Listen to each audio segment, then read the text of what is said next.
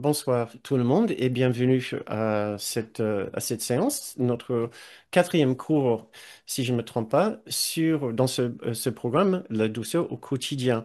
Et notre objectif dans ce programme est de définir une méthode un peu synthétique de la guérison selon un cours miracle que nous allons appliquer aux difficultés de la vie quotidienne. Au lieu de prendre un thème du cours et de développer en long et en large, nous avons fait plutôt une capture d'écran de tout le processus du cours et le sujet de chaque cours sera plutôt un événement ou une expérience de notre vie quotidienne. Donc en regardant comment le cours peut nous aider de la façon la plus pratique avec notre façon de vivre ici dans ce monde, dans ce que le cours nous aide à comprendre et le monde de dualité et même d'illusion.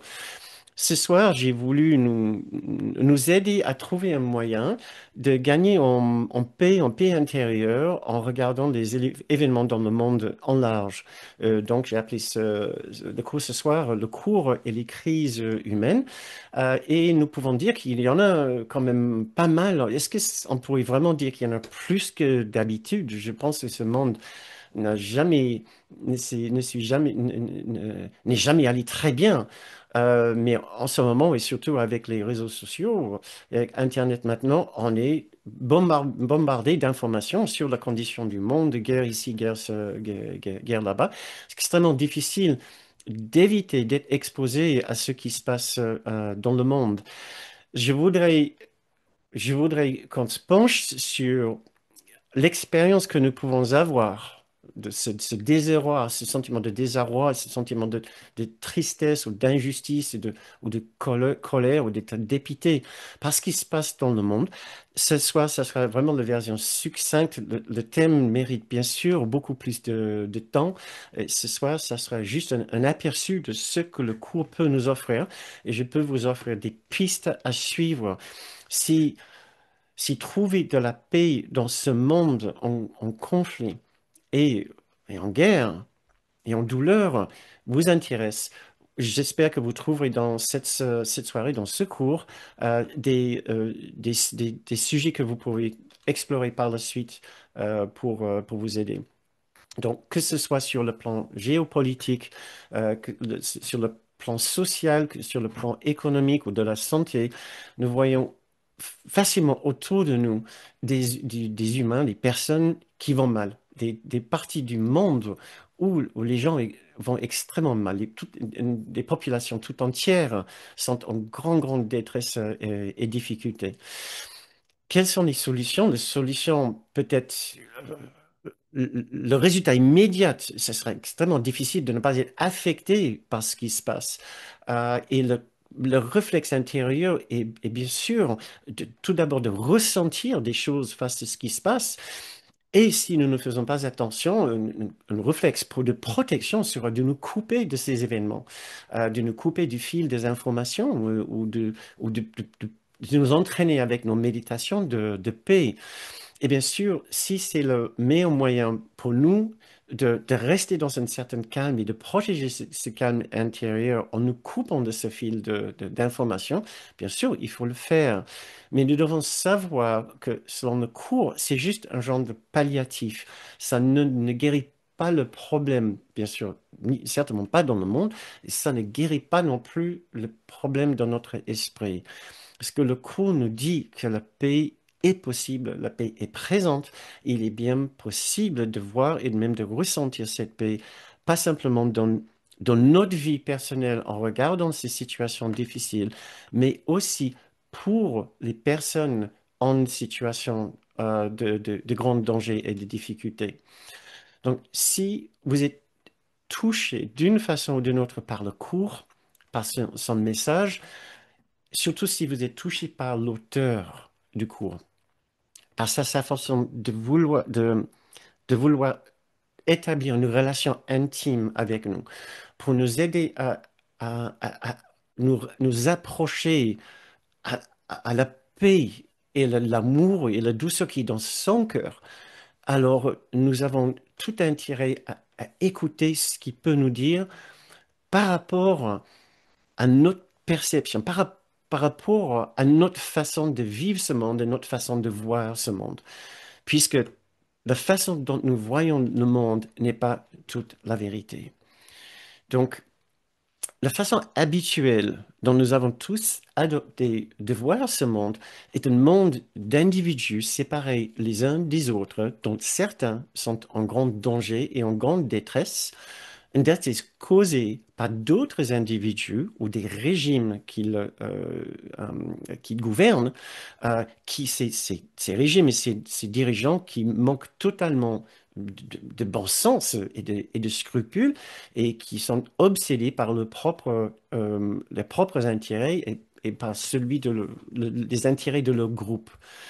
Et ces personnes qui sont affectées par ces dirigeants en gros, nous pouvons considérer ne sont pas la cause de ce qui leur arrive et sont très limités, ont très peu de marge pour améliorer leur situation, voire aucune marge pour améliorer leur situation.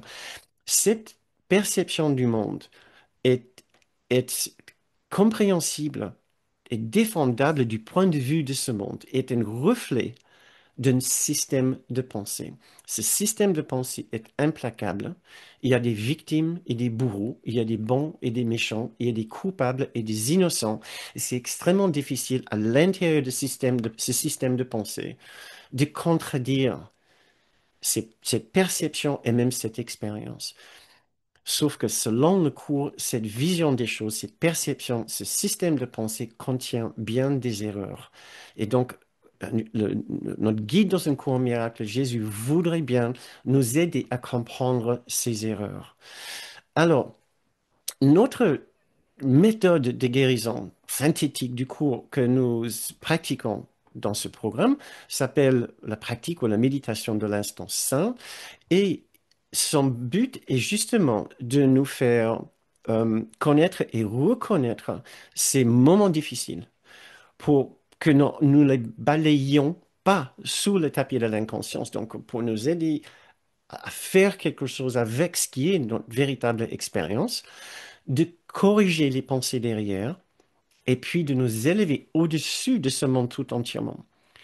Donc, si vous voulez une façon très synthétique de parler de cette méthode de guérison et que euh, nous allons tout d'abord regarder la présence de ces dérangements dans notre esprit, les pensées qui les sous-tendent, et nous allons faire une prière pour essayer de nous élever au-dessus. Donc, les trois étapes de notre méthode que nous allons appliquer ce soir euh, à ces thèmes de, de la condition du monde, on peut le résumer par trois mots tout simples, hein. Présence, pensée et prière.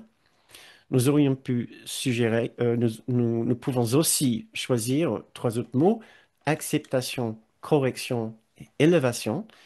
Et me manquent trois autres verbes, cette fois-ci, regarder, transformer, transcender.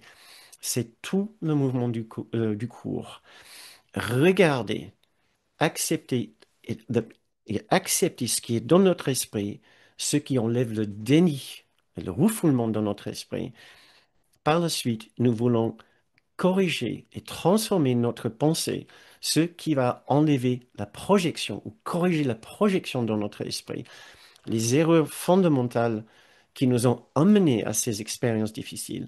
Et par la suite, nous voulons nous élever tout entièrement au-dessus de ce petit esprit, ce petit soi qui pense de cette façon et qui ressent de cette façon, et de nous élever aussi au-dessus de la perception d'autres petits soi pour reconnaître, euh, pour, pour reconnaître une autre réalité derrière les apparences.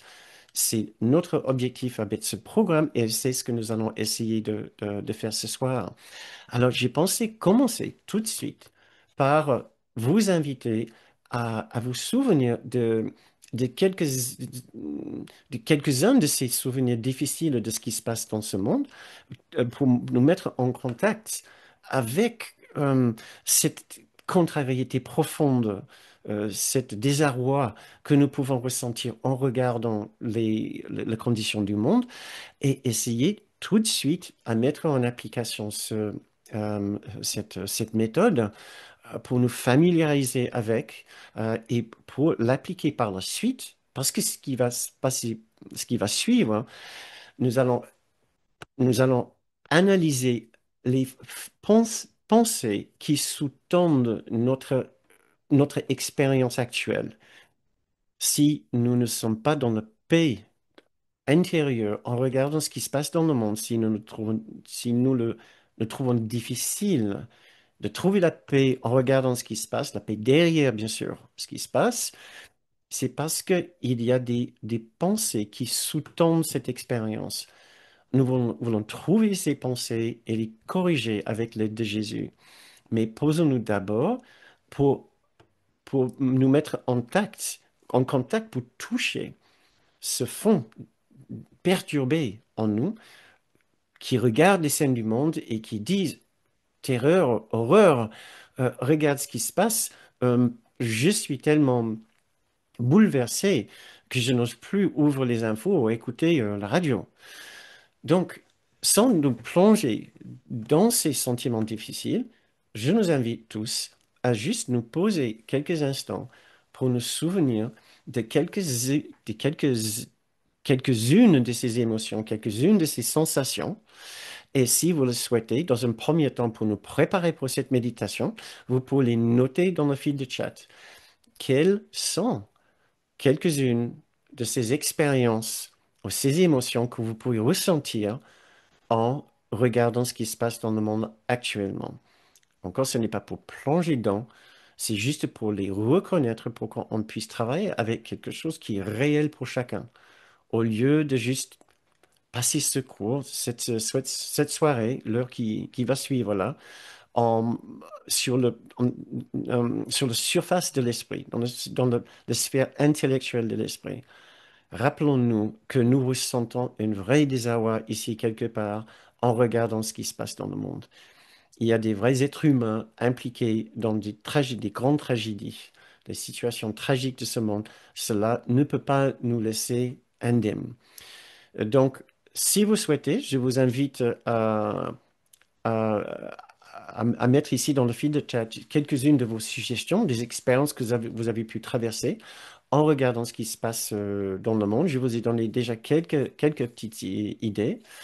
Par la suite, nous allons faire notre méditation de l'instant saint pour essayer de les accueillir de la façon la plus tendre possible et par la suite d'essayer de voir ce qui se passe derrière, trouver la présence du Saint-Esprit et de Jésus, trouver la force euh, et la sagesse dans notre esprit qui vont nous aider à nous élever au-dessus des scènes, des scènes de ce monde.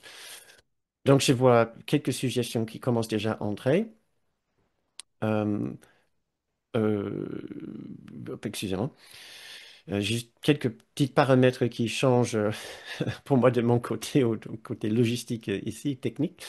Je vois ici sur le fil de chat tristesse, sentiment d'injustice, encore tristesse, impuissance, tristesse, stupéfaction, incrédulité, colère, sentiment d'impuissance, tristesse, injustice, encore tristesse, euh, ce monde est trop dur, découragement, impuissance et peur pour l'avenir, le manque de compassion, d'écoute de l'autre qui ne permet plus de communiquer. Merci. Impuissance face à la souffrance, désespoir.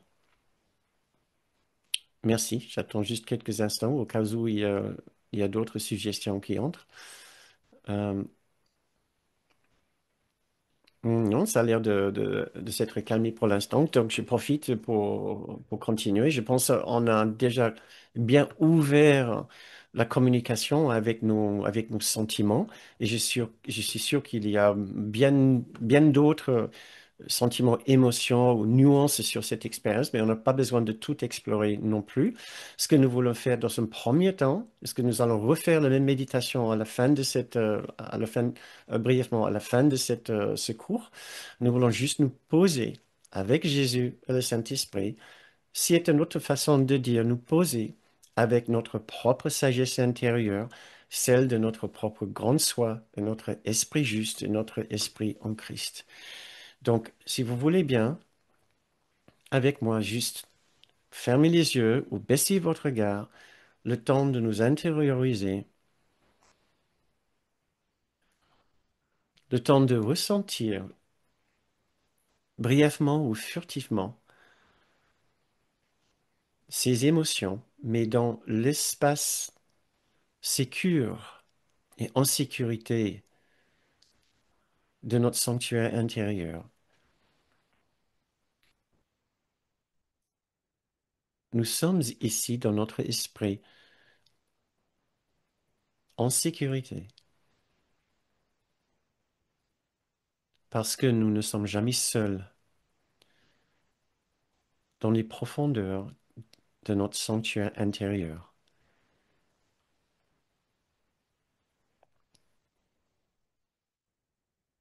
En retrouvant le chemin vers notre silence intérieur,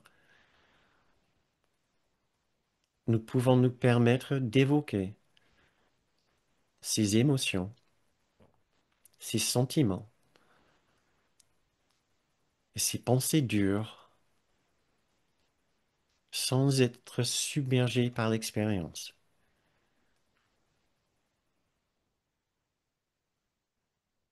Nous voulons les conscientiser. Nous ne voulons plus être dans le déni ou de les refouler. Nous ne voulons pas non plus les renforcer, ni être complaisants avec. Nous voulons juste les constater et être honnêtes par rapport à notre expérience.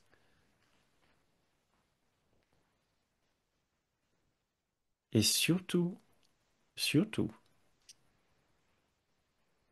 nous voulons inviter une présence de douceur et de tendresse et de force de regarder avec nous d'une façon complètement dépourvue de jugement,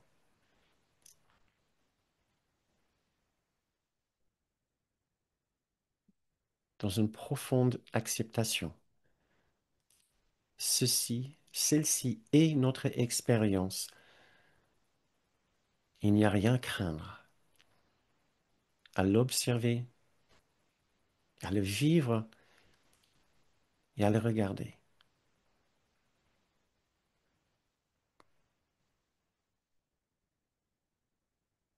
Nous pouvons voir ces sentiments et ces pensées, si nous le voulons, comme projetés sur un écran,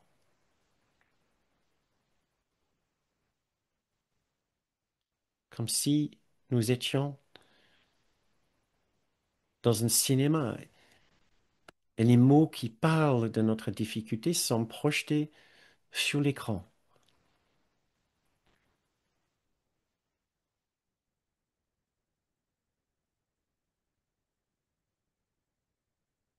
Et maintenant, nous pouvons peut-être entendre notre guide nous suggérer que l'ensemble de ceci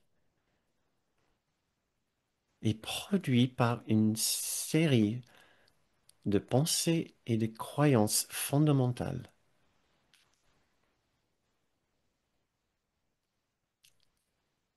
Notre guide nous dit, ceci est ton expérience, c'est juste. Ce qui n'est pas juste, c'est le système de pensée qui les produit.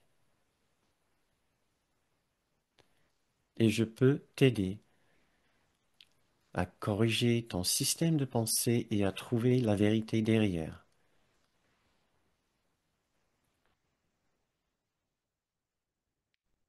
Et tu trouveras de la paix et de la douceur quand tes pensées suivent notre système de pensée, au lieu de suivre le tien qui est celui de la séparation.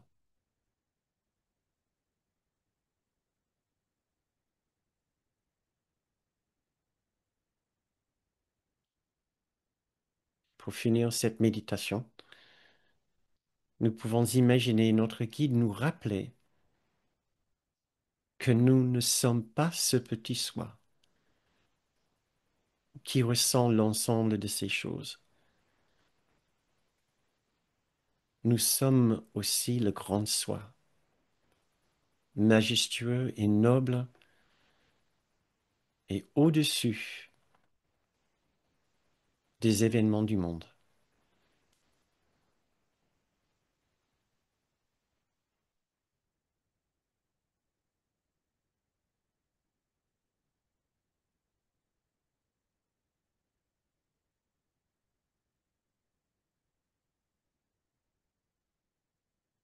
Essayons de ressentir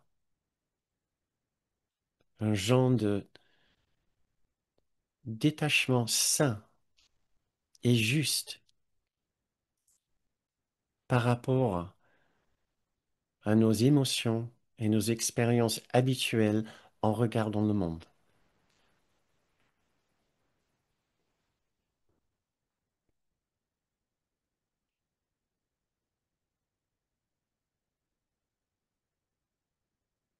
Et maintenant, nous allons reprendre la suite de cette séance pour pouvoir identifier clairement que sont ces pensées que Jésus voudrait nous aider à corriger. Donc, quand vous vous sentez prêt, je vous invite à ouvrir vos yeux.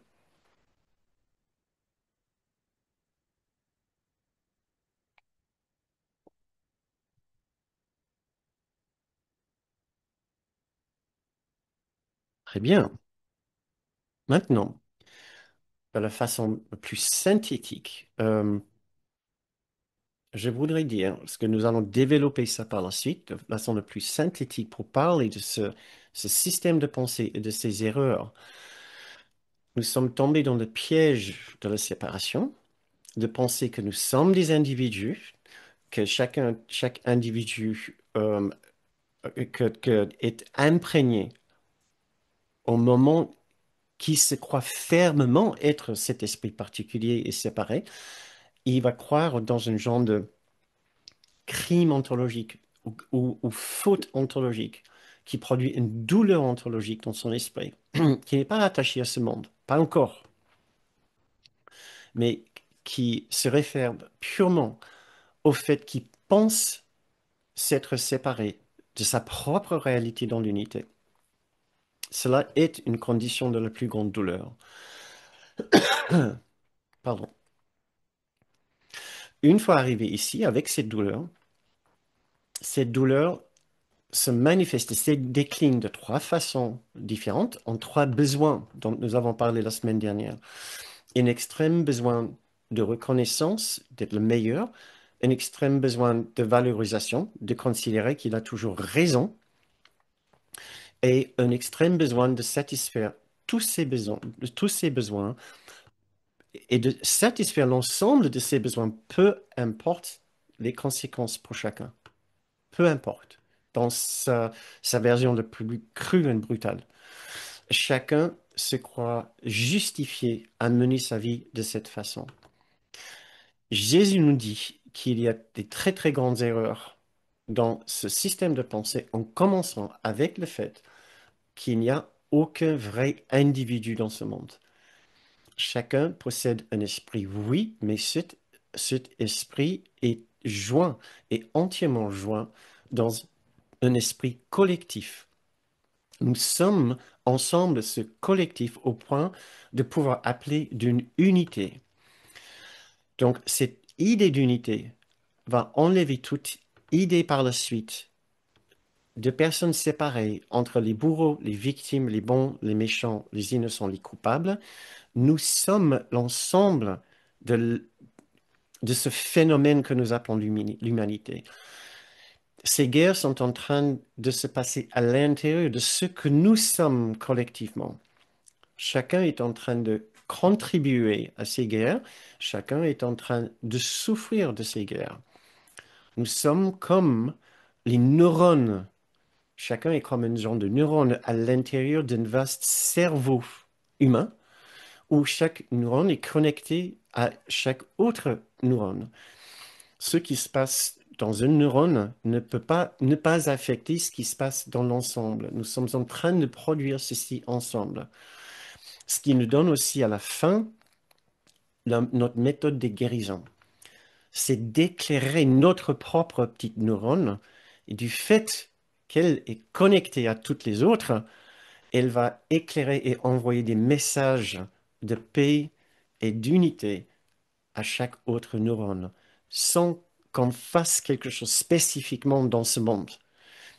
Bien sûr, c'est bien si nous pouvons voter, changer quelque chose, participer à des projets de paix, oui, mais premièrement, que nous intégrons pour nous-mêmes les messages de paix de Jésus pour que cela éclaire notre propre esprit qui, comme un neurone connecté aux autres, envoie un genre de message de l'ensemble de la filialité que nous sommes, que le temps de la guerre est terminé et le temps de la paix est bientôt ici. Donc, nous sommes une unité, la paix est présente, donc les personnes que nous considérons des victimes sans le moindre recours ont toujours un recours pour trouver un peu de soulagement et d'apaisement de leur souffrance, s'ils arrivent à trouver le moyen d'être présents, ne serait-ce que quelques instants, et s'élever au-dessus de leur champ de bataille et de trouver leur sanctuaire intérieur. Et c'est parfois extrêmement difficile dans certaines circonstances, mais ce n'est jamais impossible. Puis nous devons aussi considérer la possibilité, ce que Jésus nous dit, que ce monde n'est qu'un genre de vaste rêve collectif de notre fabrication et qu'il y a un autre monde qui est notre véritable monde. Et dans ce monde-là, nous sommes, notre être, notre réalité est toujours parfaitement intacte. Nous sommes en train de vivre un genre de rêve collectif, aussi pénible, terrible et tragique qu'il soit. Il y a aussi un autre monde et une façon de ressentir la présence de cet autre monde. Donc ça, c'est le problème dans sa version plus synthétique et aussi la guérison de sa version plus synthétique. Maintenant, creusons un peu plus euh, l'ensemble de ce que le cours peut nous offrir euh, par rapport à cette guérison profonde, qui voudrait changer durablement notre façon de, de penser à ces situations. Et du fait d'avoir changé notre compréhension de ce qui est en train de penser, cela va automatiquement entraîner une expérience différente selon les nouvelles informations que nous allons recevoir de l'extérieur. Tout d'abord, nous devons comprendre que le but de ce monde de dualité n'était pas la paix et l'amour. L'unité est la condition de la paix et l'amour. Celui et celle qui décide de quitter l'unité décide aussi de quitter l'état de la paix et de l'amour. Chacun qui vient ici sait d'emblée et d'avance que ça ne sera pas une partie de plaisir son temps sur Terre. Donc quand nous regardons les autres et nous nous étonnons de, de la souffrance ici et des guerres ici, nous devons plutôt comprendre que c'est normal qu'il se produise autant de choses douloureuses dans un monde qui est bâti sur un crime ontologique, sur un crime métaphysique. Euh, il est presque étonnant qu'il n'y ait pas plus de guerres, étant donné les courants extrêmement violents qui se sont imprégnés sur sur l'esprit humain. Nous lisons ici, dans la troisième définition, dans le livre d'exercice, deuxième partie du livre d'exercice, qu'est-ce que le monde? Jésus nous dit, le monde a été fait comme une attaque contre Dieu. Il dit, il symbolise la peur. Et qu'est-ce que la peur sinon l'absence de l'amour? Ainsi, le monde était censé être un lieu où Dieu ne pouvait pas entrer et où son Fils pouvait être à part de lui. Un endroit où le Fils que nous sommes collectivement allait aussi introduire une idée de mort et de barbarie et de violence, ces trois besoins dont nous avons parlé, les besoins qu'il croit fermement justifiés à satisfaire n'importe le prix. Donc, Kenneth Wapnick, il a parlé en long et en large du fait de ne plus avoir en quelque sorte de, une vision, de ne plus nous accrocher à une vision de paix pour ce monde et dans ce monde, mais plutôt d'accompagner ce monde dans sa douleur et de savoir que la paix que nous cherchons ne viendra jamais de ce monde parce qu'il n'a pas été fait comme un endroit où la paix allait était le bienvenu. La paix n'est pas le bienvenu ici. Et donc, il nous disait de ne pas nous fatiguer à chercher à puiser un sentiment de paix intérieure en regardant vers un monde extérieur bâti sur l'attaque et un crime. Il nous disait que la paix que nous cherchons est présente en chaque scène et est présente en nous. Mais au moment que nous dépassons les apparences de ce que nous voyons autour de nous. Euh, Aussi, la souffrance est extrêmement bénéfique parce que c'est par le moyen, c'est le moyen, c'est la seule expérience qui va nous aider à chercher une véritable solution à notre condition de dualité et de culpabilité. Si tout se passe bien pour nous et pour chacun, ce que nous souhaitons aussi sur un certain plan, nous ne souhaitons certainement pas la souffrance. Si tout se passait toujours bien pour chacun ici, nous allons nous allons continuer éternellement à juste puiser dans les plaisirs de ce monde. Or, ces plaisirs ne pourront jamais nous satisfaire et ne pourront jamais remplacer et substituer pour le vrai et seul plaisir, ce qui est de goûter et d'éprouver l'amour et la paix de Dieu. Donc, la souffrance est aussi le moyen par lequel les gens se poussent à, à un point de non-retour où ils sont obligés de chercher une autre solution que de regarder, que celle de juste regarder dans le monde et attendre que le monde leur donne les clés à la paix et à l'amour. Le monde, c'est rare que le monde nous donne ces clés-là. Nous devons les chercher à l'intérieur sur une voie spirituelle, un chemin de guérison intérieure.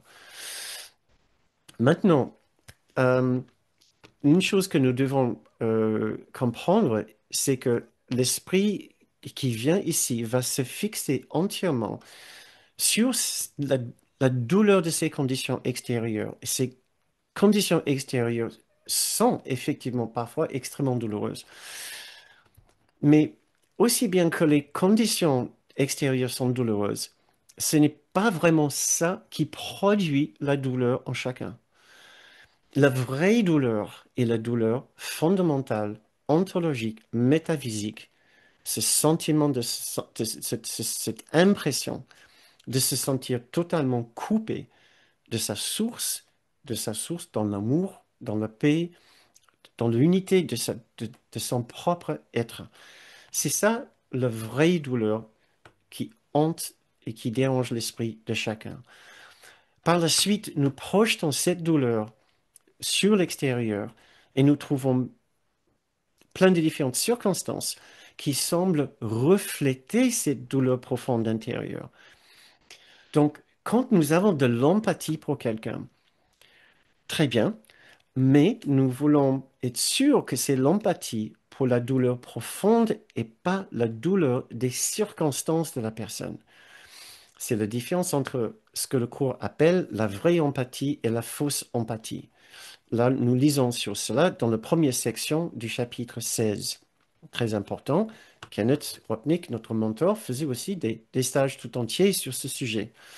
Euh, c'est important puisque nous pouvons penser être une bonne personne parce que nous déplorons ce qui arrive aux victimes, aux personnes qui souffrent, au lieu de penser également à ce qui est en train de se passer dans l'esprit des bourreaux.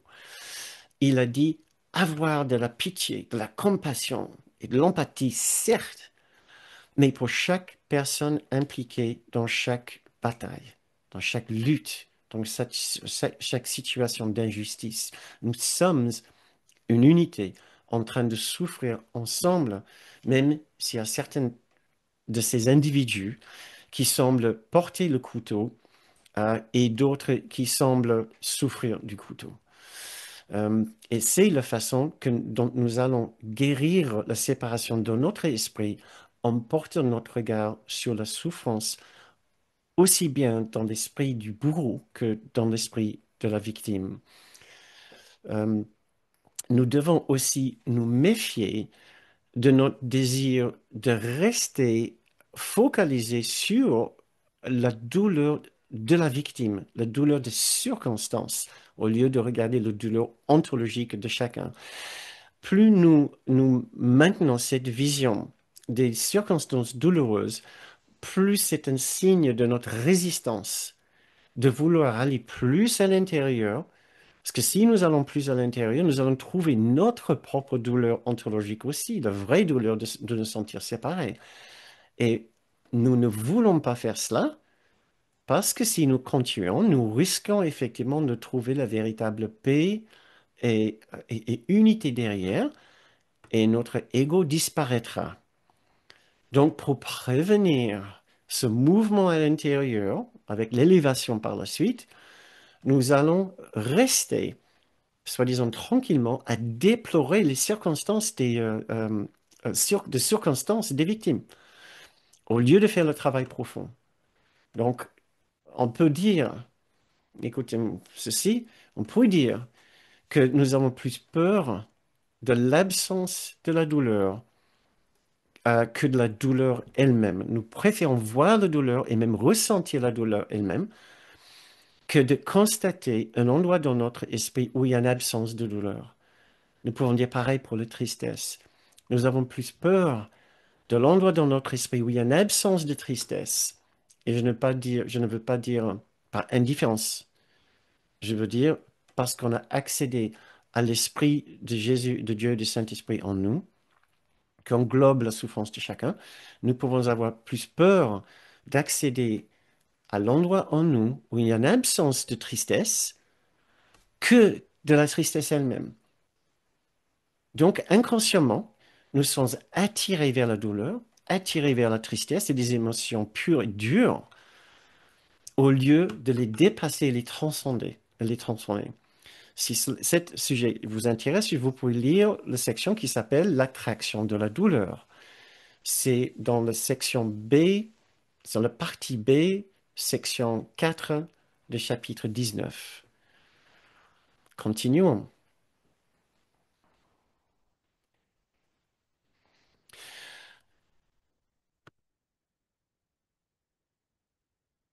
Jésus nous promet, attendez 3 secondes,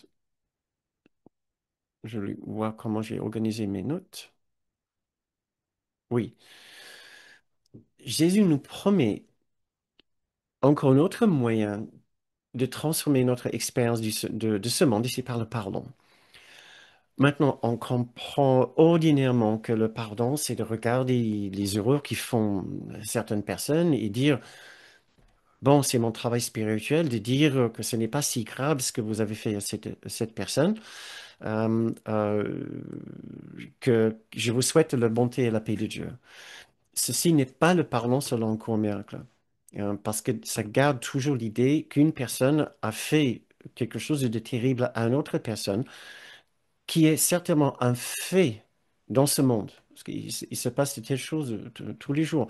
On va pas discuter de cela. Ce dont nous discutons, par contre, c'est l'origine de la douleur.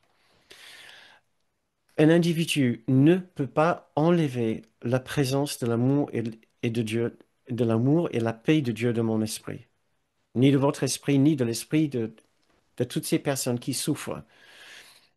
Nous savons à quel point chacun, combien c'est difficile de nous souvenir de cette paix, de cet amour, quand des choses vont pas très bien et quand des choses vont pas bien, des fois, c'est juste que une personne ne nous a pas parlé gentiment. On parle même pas de torture, de famine, etc.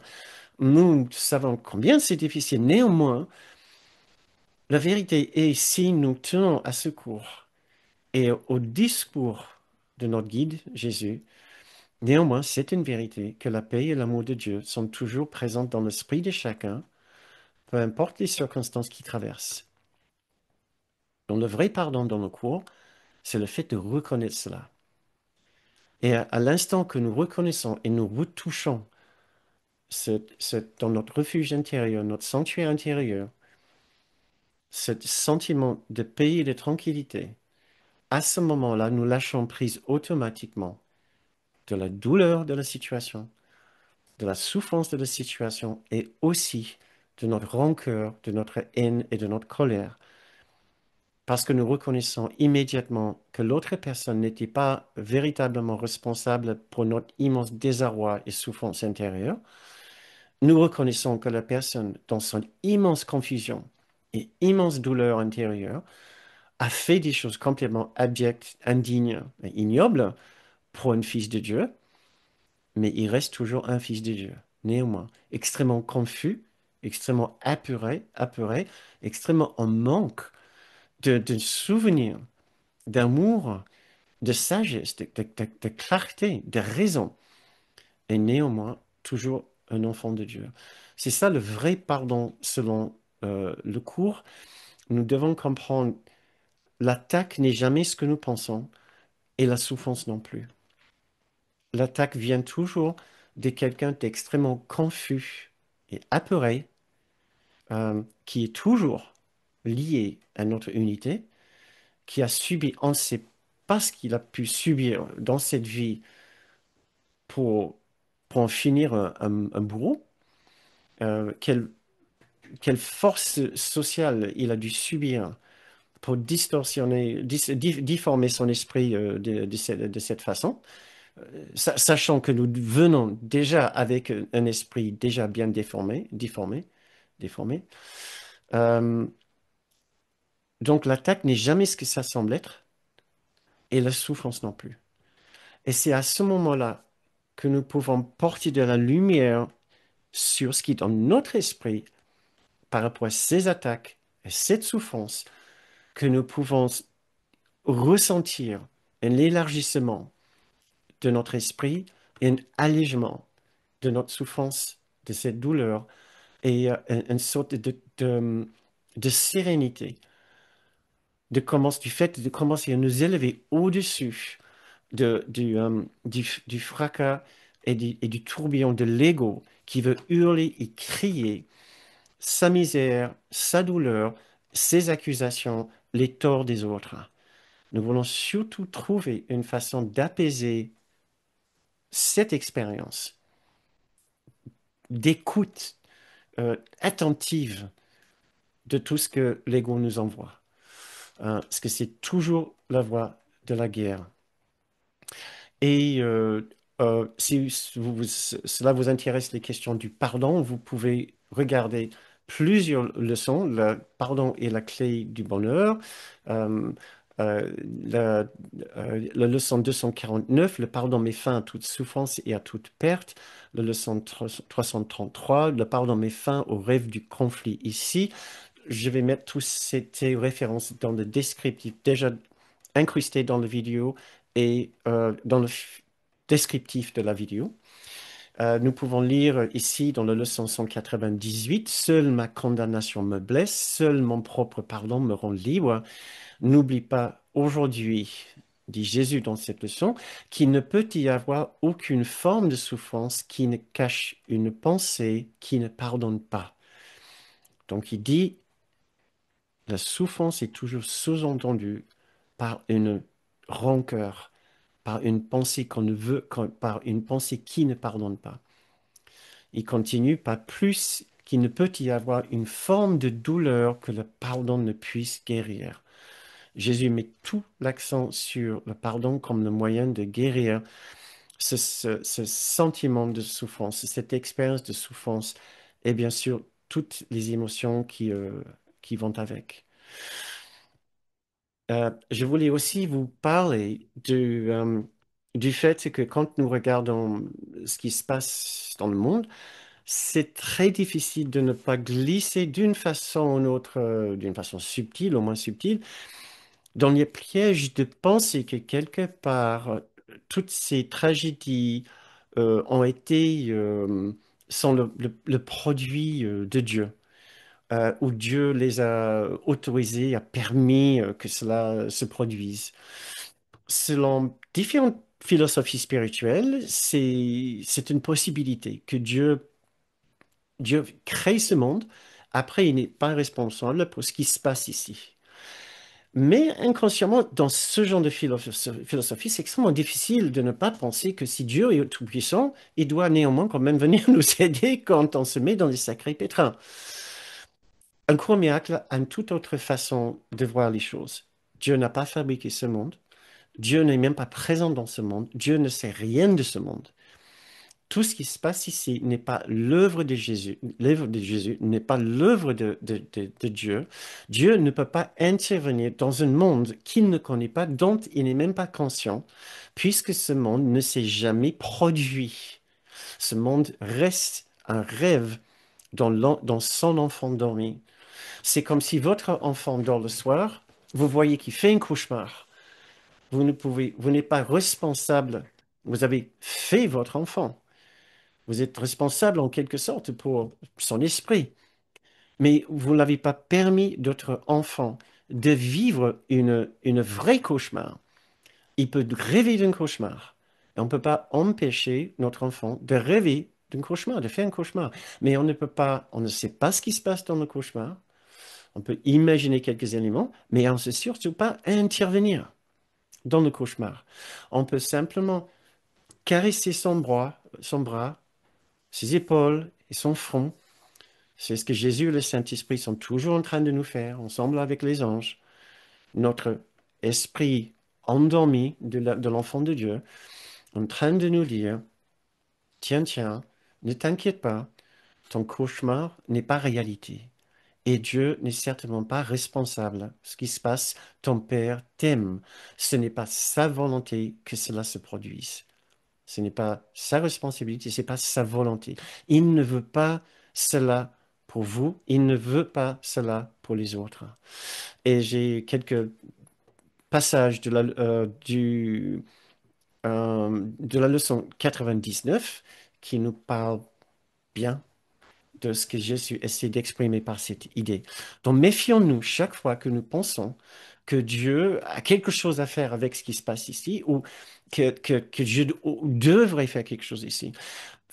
Pensez ainsi, ferme la porte au vrai Dieu, puisque ça refabrique un Dieu de la dualité.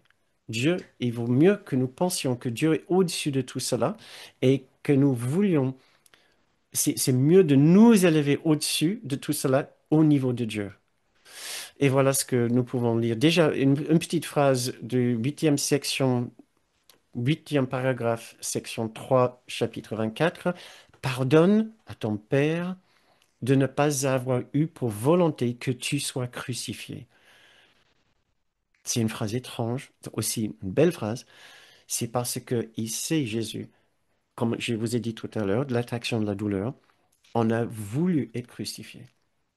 On veut être crucifié puisque si nous sommes crucifiés, il y a un petit soi qui a été crucifié, il a existé.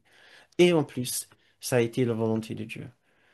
Nous devons nous méfier de toute idée de faire un rapprochement entre la souffrance et Dieu. C'est ce qu'il essaie de dire ici par cette phrase. Pardonne à ton Père de ne pas avoir eu pour volonté que tu sois crucifié. Écoutez ces phrases de la leçon 99. Inébranlé, le Saint-Esprit regarde ce que tu vois, le péché, la douleur et la mort, le chagrin, la séparation et la perte. Or, il connaît qu'une chose doit encore être vraie. Dieu est encore amour et cela n'est pas sa volonté. Voilà la pensée qui porte les illusions à la vérité. et qui les voit comme des apparences derrière lesquelles se trouve l'inchangeable et le sûr. Le Saint-Esprit a une seule réponse pour les apparences, indépendamment de leur forme, de leur taille, de leur profondeur ou de n'importe quel attribut qu'elles semblent avoir. Et nous pouvons penser aux guerres, tragédies, famines, sécheresses, catastrophes. Il dit indépendamment de leur forme, de leur taille, de leur profondeur ou de n'importe quel attribut que ces crises et ces souffrances semblent avoir. Il dit Dieu est encore amour et cela n'est pas sa volonté. Cela n'est pas sa volonté. Ce monde n'est pas sa volonté. Quel monde est sa volonté? Le monde réel, le ciel. Et il veut que nous revenions aussi vite que nous pouvons. Mais revenir ne veut pas dire quitter ce corps. Revenir veut dire, dans un premier temps, d'élever notre perception au-dessus de ce monde, vers le monde réel, vers ce que le cours appelle le rêve heureux.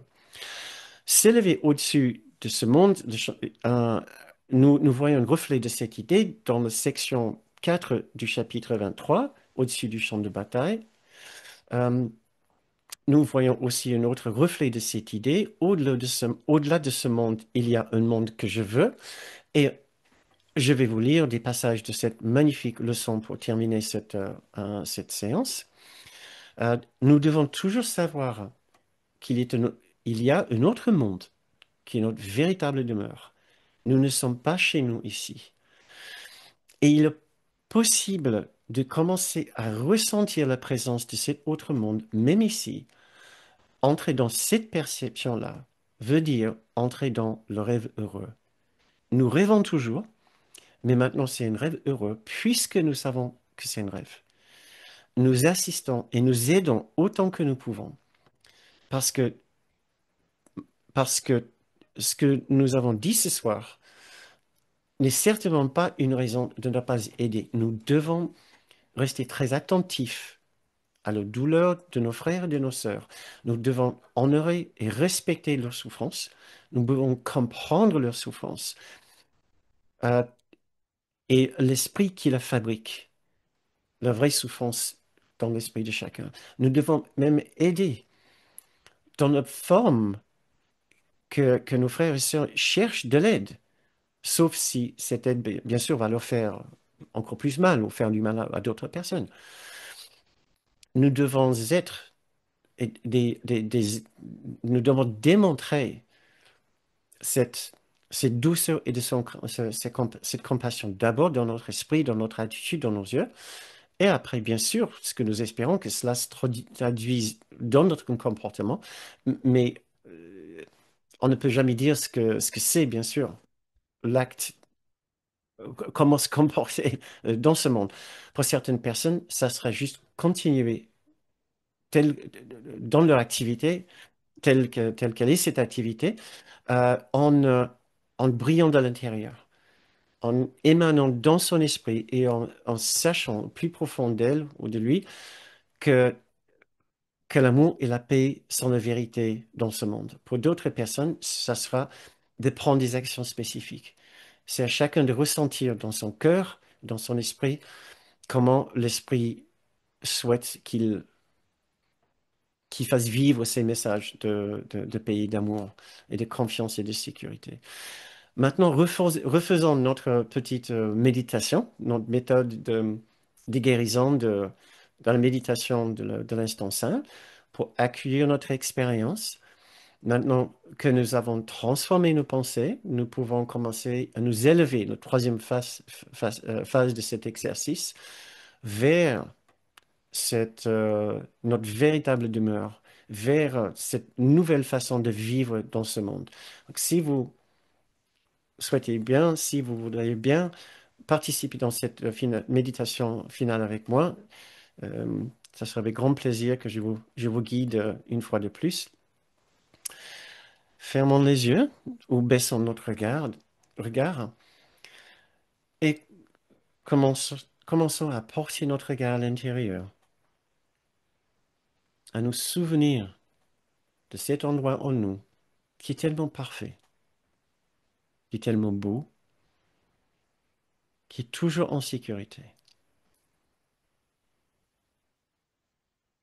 que rien dans ce monde ne peut attaquer, ne peut changer. Notre esprit profond est toujours parfaitement intact. Et la paix et l'amour de Dieu y demeurent à jamais.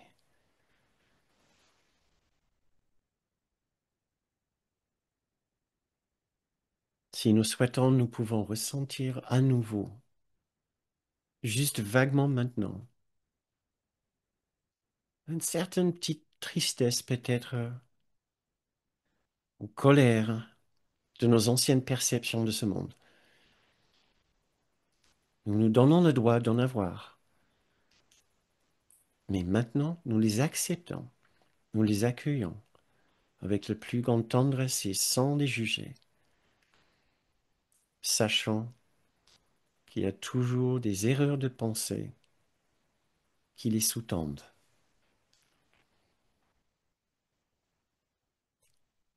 Nous essayons maintenant d'identifier ces pensées erronées. Nous essayons de nous souvenir que la paix est toujours présente et donc il doit y avoir des erreurs dans notre esprit aussi bien que dans l'esprit d'autres personnes. Et ce n'est pas grave. La réalité de l'amour et la paix de Dieu sont toujours parfaitement intactes. Et maintenant, nous voulons nous ouvrir à une autre expérience au-delà de ce monde. La vérité est que la paix et l'amour existent toujours, même ici, même malgré ce qui se passe dans ce monde. Les guerres et les tragédies, les famines et les sécheresses ne peuvent pas empêcher l'amour et la paix d'être présents où que nous soyons.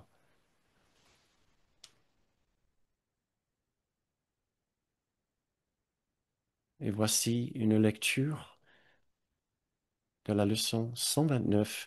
Au-delà de ce monde, il y a un monde que je veux. Je choisis de voir ce monde-là au lieu de celui-ci, car il n'y a rien ici que je veuille réellement. Jésus nous dit, puis ferme les yeux sur le monde que tu vois, et dans l'obscurité silencieuse, regarde les lumières qui ne sont pas de ce monde s'allumer une à une, jusqu'à ce que là où l'une commence et l'autre finit, ait perdu toute signification, comme elles se fondent en une. Aujourd'hui, les lumières du ciel se penchent vers toi pour luire sur tes paupières, tandis que tu reposes au-delà du monde des ténèbres. Voilà une lumière que tes yeux ne peuvent contempler. Or, ton esprit peut la voir nettement et peut comprendre. Un jour de grâce t'est donné aujourd'hui, et nous en sommes reconnaissants. Aujourd'hui, nous nous rendons compte que ce que tu craignais de perdre n'était que la perte. Maintenant, nous comprenons qu'il n'y a pas de perte, car nous avons vu enfin s'en opposer, et nous sommes reconnaissants de ce que le choix est fait. À chaque heure aujourd'hui, souviens-toi de ta décision et prends un moment pour confirmer ton choix en mettant de côté toute pensée qui te vient et en t'attardant brièvement seulement sur ceci. Le monde que je veux ne contient rien que je veuille. Au-delà de ce monde, il y a un monde que je veux.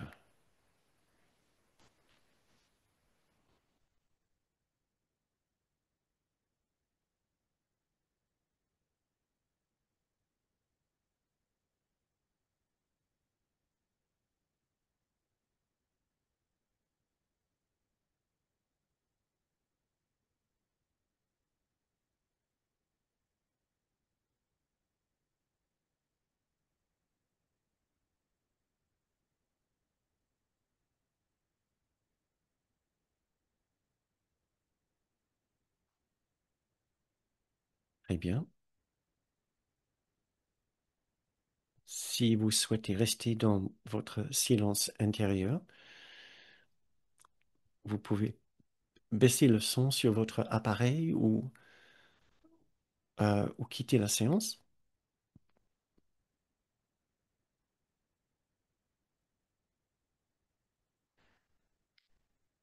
C'est maintenant la fin de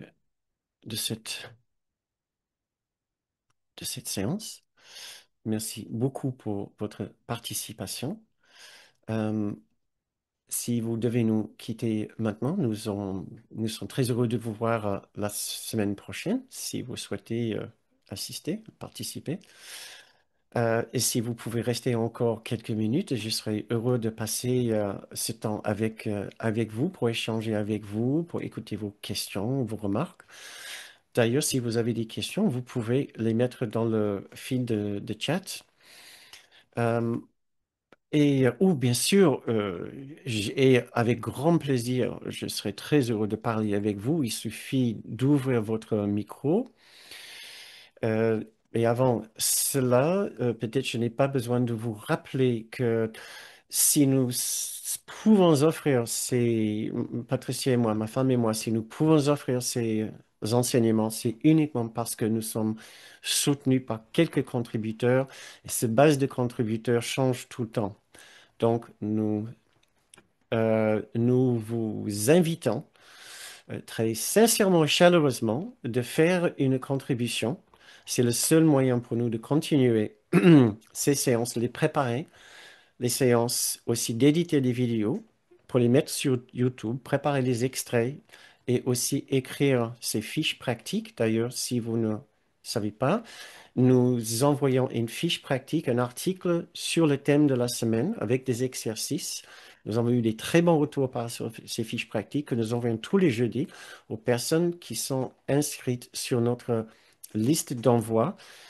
Si vous n'êtes pas sûr, si vous êtes sur cette liste d'envoi, vous pouvez vous inscrire sur le site bernardgoum.com. C'est là où vous pouvez également aller pour faire une contribution. Nos contributeurs nous permettent d'offrir ces séances sans faire recours à un système d'abonnement avec des coûts tarifés. Donc, merci à eux et merci à vous qui pensent devenir un contributeur. Merci d'avance. Merci aussi. Je vous remercie aussi de la part de toutes les personnes qui profitent de ces enseignements, qui ne sont pas des contributeurs et qui passent sur YouTube. Merci beaucoup. Euh, oui, je vois qu'Alain, vous avez ouvert votre micro, si c'est pour dire bonjour ou c'est juste parce que vous avez envie d'ouvrir votre micro. J'ai ouvert pour que la parole soit ouverte. Oh. En tout cas, bonsoir. Merci, c'est sympa d'entendre votre voix. Ah, D'accord. Ça a été la séance pour vous? oui, et profitable. Merci beaucoup. Très bien. Merci beaucoup. Merci. Si vous avez des questions, n'hésitez pas. Je vois que Molène a aussi ouvert son micro. Peut-être elle a une question ou peut-être. Oui, Oui, d'accord, Molène. oui, oui, bonsoir. Bonsoir. Euh, J'avais dans la fiche de jeudi que tu as envoyée, euh, j'ai lu donc il n'est pas nécessaire d'entrer en contact avec ce drame intérieur pour guérir nos contrariétés. Donc du coup, selon Kenneth Wapnick, là, donc ce déicide, il n'est pas nécessaire de prendre contact avec lui. Et c'est drôle parce que, enfin, justement, intuitivement, moi j'avais eu envie de, par exemple, faire un soin Reiki ou des choses comme ça pour vraiment rentrer dedans. Et en fait, quand j'ai lu ça, je voulais te poser la question Hmm. parce que d'intuition, j'aurais eu envie d'y aller. Hmm, ok. Et donc, lui dit, enfin, il le conseillait pas. Qu'est-ce que tu peux me dire de ça? Euh, Laissez-vous guider ou laisse-toi guider par ton intuition, mais sachant que si jamais tu constates vraiment des émotions assez fortes, je t'invite vraiment à reculer. Parce que là, on touche vraiment la douleur qui sous-tend de toute cette existence, toute cette planète, tout ce monde, tout cet univers. Et c'est assez pénible. C'est pas très marrant. Et nous pouvons travailler avec les reflets et les manifestations de cette même douleur chaque jour, chaque fois qu'on est dans la voiture, chaque fois qu'on est agacé avec l'ordinateur, peu importe, c'est un reflet de ce même sentiment profond de douleur. Alors, je recommande nettement de travailler avec nos contrariétés quotidiennes au lieu de travailler avec la contrariété ontologique. Mais chacun fait comme il sent, Mm. comme il ressent vraiment bien pour lui, pour elle-même. Euh, je préfère, si j'offre ce genre d'exercice, et ça arrive pendant les stages, parce que je suis là, je peux guider, je peux aider la personne Mm. à revenir, à sortir de cette émotion et de rappeler qu'il ne s'est rien passé. C'est arrivé pendant ce dernier stage que quelqu'un commençait à avoir une expérience profonde de cette douleur ontologique de la pensée d'avoir fait mal à Dieu, d'avoir assassiné Dieu. Et j'ai pu tout de suite aider la personne à savoir que rien s'est passé. Dieu n'est pas mort. Rien n'est arrivé. Cet amour, cette tendresse sont là. Donc, essaye de te souvenir de ces mots-là si jamais tu tentes l'expérience et commences à ressentir vraiment une émotion trop difficile, trop pénible. Mais En c'est fait, ce que tu conseillerais, si je comprends bien, c'est déjà peut-être de ne pas commencer par ça, mais de commencer par les exercices. Et de si je le fais, peut-être aussi d'être accompagné. C'est ça que je comprends aussi. tout à fait, très bien. Et surtout de commencer avec les petites contrariétés de tous les Mm, jours. mm. C'est la meilleure façon. On veut grignoter à l'iceberg, on veut petit bout par petit bout. On ne veut pas attaquer l'iceberg avec un bulldozer. On va, Ok, on va soit juste buter contre le bulldozer, fracasser ok, contre l'iceberg, fracasser le bulldozer. Et il y a rare qu'il se passe des bonnes choses. Donc, grignoter, et petit à petit, on va ressentir un allègement. Et dans cet allègement, à un jour, on va se rendre compte qu'on a un jour entretenu une pensée ridicule qu'on pouvait changer la nature de l'éternité. Et ça sera fait. Ça sera fait en grignotant petit bout par petit bout ces icebergs de séparation et de culpabilité et d'attaque et de haine. C'est notre haine. On essaie de contacter notre haine profonde. Et on n'a pas besoin de le faire. Parce qu'on voit ces manifestations partout autour de nous tous les jours dans les petits instants d'absence d'amour. Ouais. Ou d'absence de ok, tendresse, de considération pour l'ordinateur, pour la casserole, pour une personne qu'on ne connaît pas, mais la personne ne compte pas pour nous, puisqu'on ne les connaît pas. Si, la personne compte pour nous. La personne compte pour Jésus, la personne compte pour nous. Donc, voilà, j'espère ok, que mon insight. ok. Bah oui, merci beaucoup. Et j'ai juste une dernière question. Oui. Tu disais tout à l'heure quelque chose qui m'a paniqué. Euh, tu disais Dieu n'a pas créé ce monde, donc Dieu n'est pas présent en ce monde. Hmm. Moi, ça me fait très très peur là, en fait, ce que tu dis parce que OK. je me dis, mais alors, en fait, je comprends, mais ça me fait peur parce que je me dis, moi, quand je fais mes prières ou des prières ou des demandes, euh, bah, en fait, ou quand j'ai des signes comme ça qui arrivent ou des aides, je sens que c'est des aides qui me viennent de l'extérieur, de voilà. Hmm. En fait, bah, c'est qui? Et alors, Dieu, il est pas là. Enfin, ça me panique. OK. OK, je peux t'aider. Dans ce sens-là, Dieu est là. D'accord. Oui, ok, Ah, d'accord, d'accord, je super. vais, je vais t'aider tout de suite. Dans ce sens-là, si tu veux, Dieu est là. S'il te plaît, tu peux avoir confiance que quand tu ressens quelque chose, c'est une véritable expérience du divin. Maintenant, dans le cours, le langage qu'on utilise, on dirait plutôt que ce n'est pas Dieu, mais la présence du Saint-Esprit de Jésus. Donc, les extensions de Dieu. On dirait plutôt ça que la D'accord. présence de Dieu. Mais du fait que dans le cours, de toute façon, on dit que le Saint-Esprit, c'est la présence de Dieu ici dans la séparation, c'est à peu près kiff-kiff. C'est juste un principe très important que Dieu ne reconnaît pas le monde de la dualité, sinon ça rendrait la dualité réelle. C'est pour ça qu'on dit que Dieu ne peut pas véritablement avoir conscience de ce monde, mais par contre, le cours dit il a envoyé le Saint-Esprit dans ce monde pour nous aider.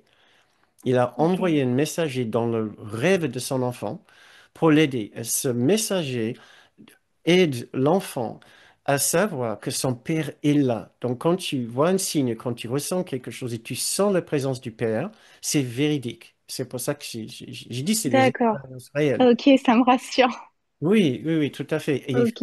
il faut, il faut développer cette relation très intime et très tendre avec le divin, avec que ce soit Jésus, le Saint-Esprit ou la présence de Dieu.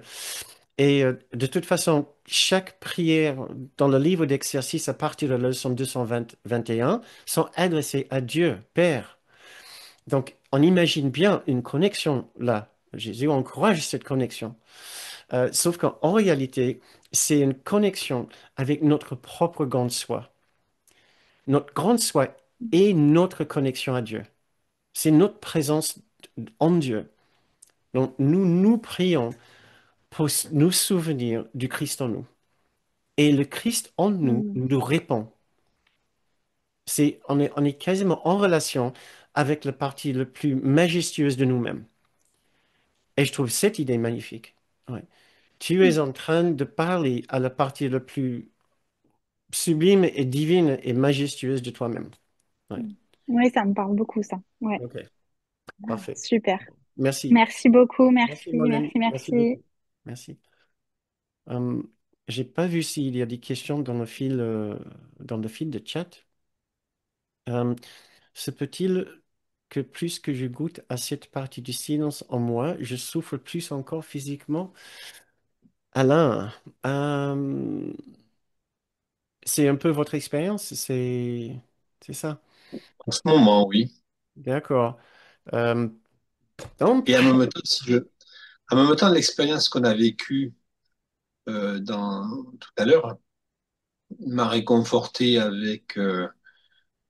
avec cette posture où j'accueille que tout est Dieu, même s'il n'est pas là. C'est-à-dire que chacun est le Christ. Et quand je suis dans ce ressenti, effectivement, la souffrance passe à un autre plan. La perception change. en meilleur ou en pas meilleur? Elle s'éloigne. Elle s'éloigne. Oui. Ah, d'accord. Donc ça radoucit, il y a un Oui, soulagement. oui, oui, oui, Apaisement. complètement. Toute la difficulté, c'est d'y penser de façon constante. Oui, d'accord. Euh, je peux juste savoir, c'est des douleurs chroniques? Oui, ouais, D'accord, c'est des douleurs chroniques qui reviennent. d'accord, Et c'est vrai que je lis le cours en miracle depuis un certain temps et je pratique le pardon autant que je peux tous les jours. d'accord. Et la question que je me posais, c'est pour ça que je l'ai formulée sous cette forme-là, Mhm. c'est la résistance avec l'ego. Je parlais avec Kim tout à l'heure sur le fait de prendre soin de l'ego. Et dans quelle mesure, plus je goûte à cette posture intérieure de douceur que je cultive ardemment, Mhm. euh, est-ce que du coup, il y a aussi cette forme de résistance de l'ego? Ah. Ah ben, j'avoue qu'avec la résistance et l'ego, franchement, tout est possible. Donc, en principe, une douleur physique ne sera pas normalement une manifestation de l'esprit juste Ah oui, ou du Christ en soi. De notre grande soi. Ce sera plutôt effectivement une manifestation d'une résistance, une difficulté avec l'absence de douleur. Peut-être tu peux te souvenir du passage de ce que j'ai dit tout à l'heure par rapport à notre peur de l'absence de la douleur. La douleur oui, nous ça m'a touché, enracine. oui. Ouais, la douleur nous enracine, la souffrance nous enracine dans le petit soi. Et si jamais nous avons peur, de la présence de l'amour, l'amour est l'absence du petit soi. Donc on se réfugie extrêmement vite, il n'y a rien de mieux, soit une douleur, soit une bonne projection, soit sur notre personne, bon coup d'agacement. Ça nous ramène très très vite dans le petit soi et on a l'impression que pouf, l'amour est éjecté loin de nous. On n'a pas besoin de penser à ça parce que j'ai besoin de penser à cette autre personne qui m'a fait mal ou à mon corps qui me fait mal. Euh, et la réponse de toute façon dans le cours sera toujours pareil, accueillir avec la plus grande douceur, sans résistance à la douceur et à cette présence de non-jugement qui est là, sachant toujours qu'il y a juste une petite erreur quelque part. Ça, c'est notre phase 1 dans notre méthode qu'on a développée depuis quelques séances. Euh, c'est juste une phase. D'ailleurs, c'est aussi une pratique extrêmement efficace pour gérer la gestion de la douleur.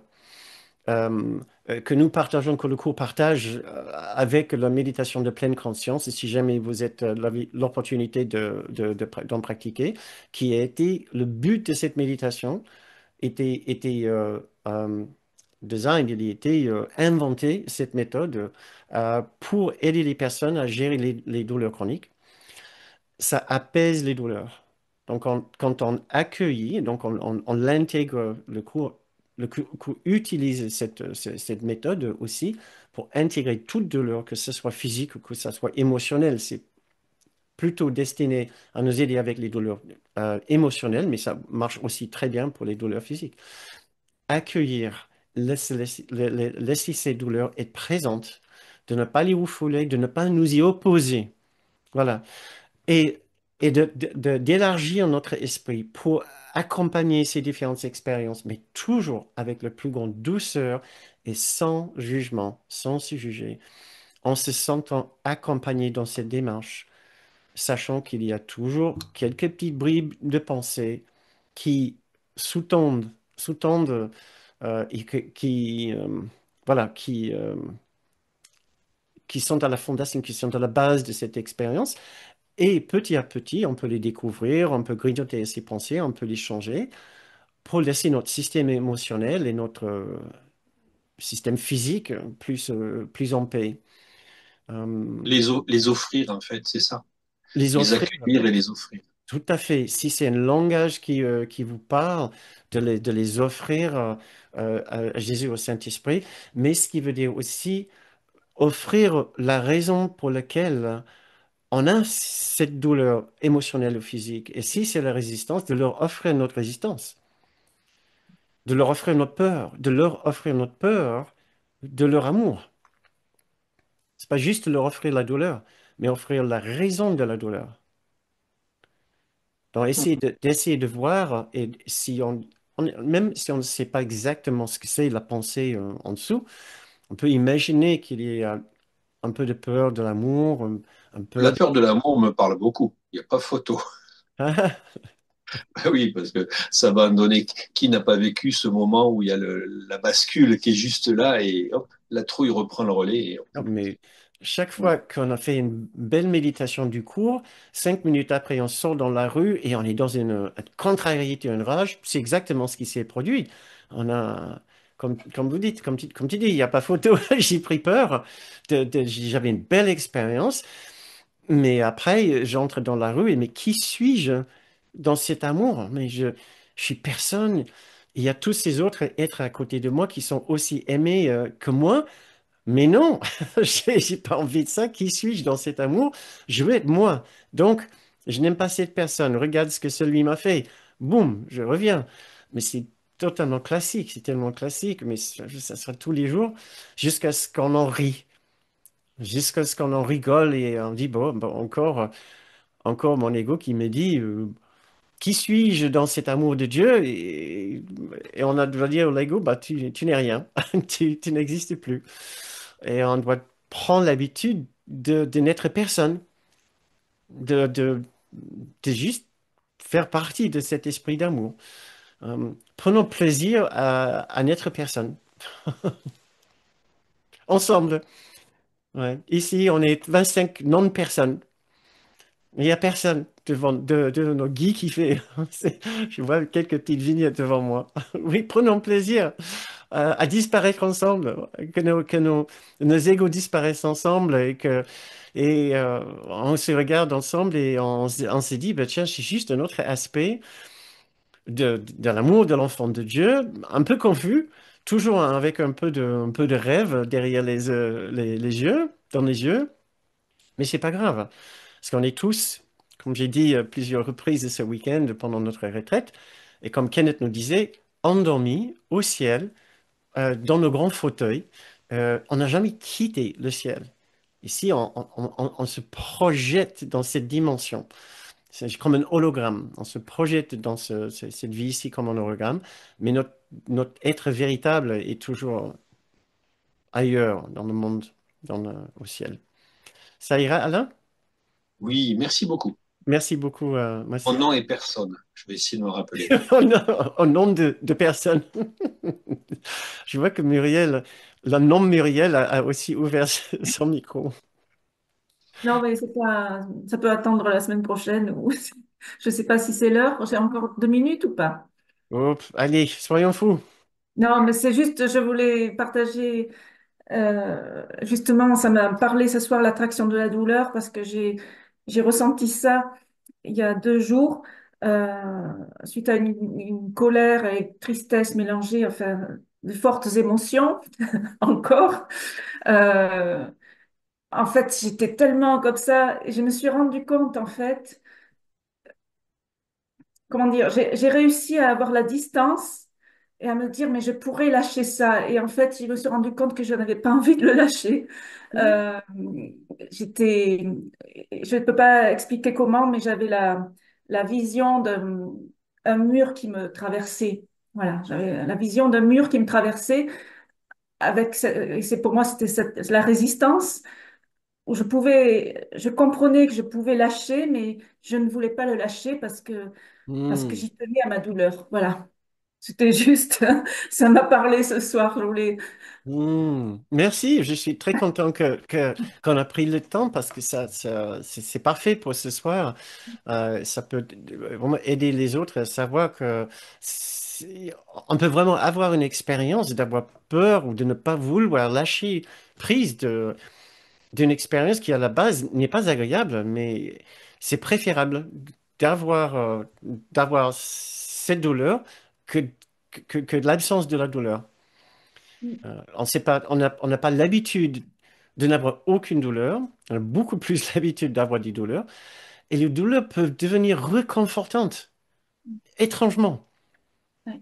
Étrangement. Et donc, on ne demande pas de refuser tout ça, mais juste d'en être conscient, doucement, et de savoir si juste notre peur de l'amour et de l'absence de la douleur. Et à la fin, l'absence de l'ego. L'ego est un état de douleur. L'absence de douleur veut dire l'absence de l'ego. Donc, nous, on est bien plus attachés, ce qu'on croit, à les douleurs que les petites et les grandes. L'idée de l'absence de la douleur semble être l'inexistence.